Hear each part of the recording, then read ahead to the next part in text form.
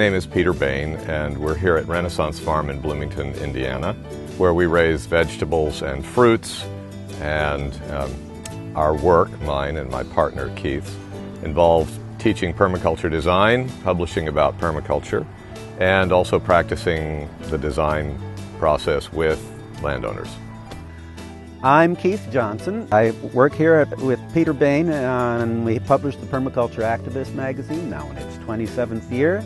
And this is our little 2/3 acre paradise that we call Renaissance Farm. Well, we've been here 7 years. This was an empty suburban property, empty in the sense that there were 2 little houses and no landscape, flat ground, and we've turned it into an edible landscape, basically a big forest garden with patches of annual crops here and there. We have ponds, we have greenhouses, we have support structures like water cisterns and a barn and sheds and so forth. Our aim is to reduce energy consumption as near as possible to net carbon zero. So you'll see things besides the vegetables, you'll see solar panels and water cisterns and so forth.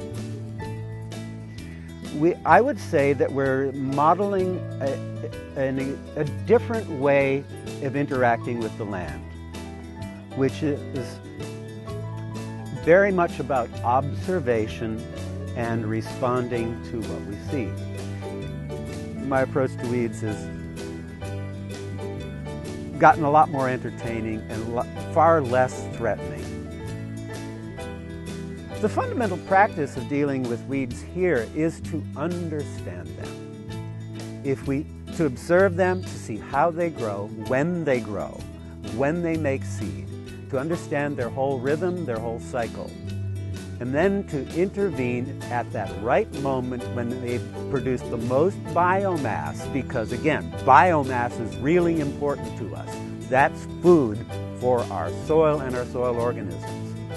The primary benefits of weeds is that they're all cover crops. In fact, everything that grows is cover crop.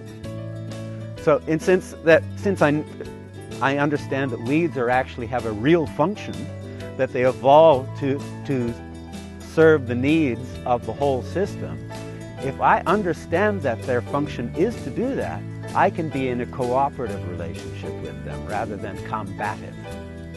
Well, absolutely, the benefits of weeds are they're mining soil minerals and making them available in the biosphere, right? They're pulling up stuff out of the soil that then becomes biologically active, eaten by worms and pill bugs and such, and taken up by other plants. So they're doing soil repair, and we couldn't do it without them.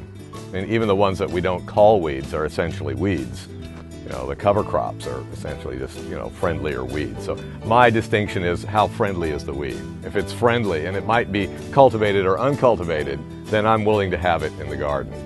I still might slash it or step on it or whatever, but I'll mostly not worry about it too much. And then there's unfriendly weeds, and those we try to, push out.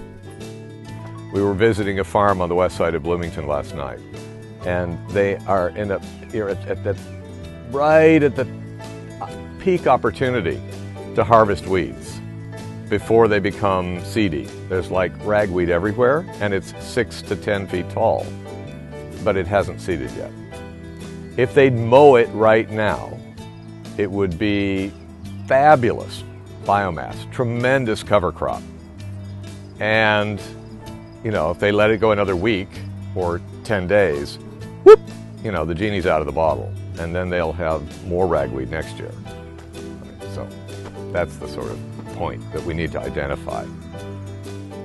Broadleaf weeds, for example, as long as they're not in seed production, I can cut them down, let them regrow, cut them down, let them regrow, cut them down.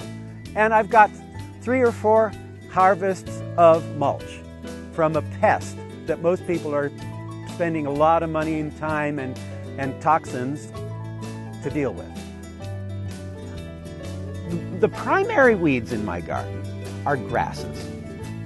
The most annoying ones are the ones that send lateral runners underground. I have a special place where I put those weeds once I dig them out.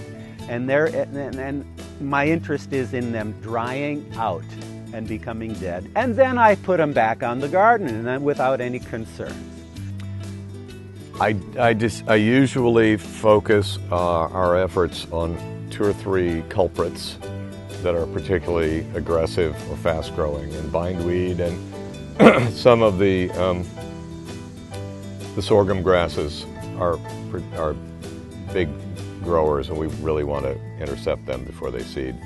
Otherwise, the approach tends to be we've moved to a more systematic, move through the whole garden on a cycle, do this area, move to the next area, move to the next area.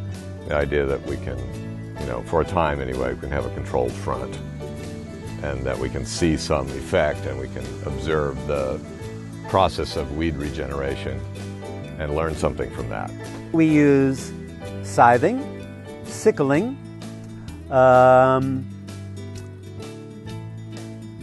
we use a little weed whacker, a battery-powered weed whacker, rechargeable, and it's mostly about suppression rather than elimination.